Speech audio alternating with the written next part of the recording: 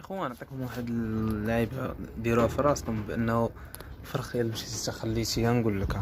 شوف الفرخ الا مشيتي تا خليتيه في الشمس وما درتيش ليه الماء وشي لعيبه راه كيموتوا.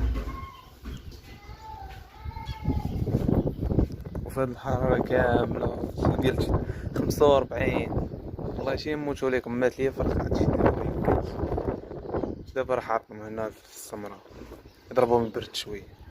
اي بعد الدراري بغاو يديرو المهم حطوهم في شي بلاصه تكون مظلة وديروا لهم النور.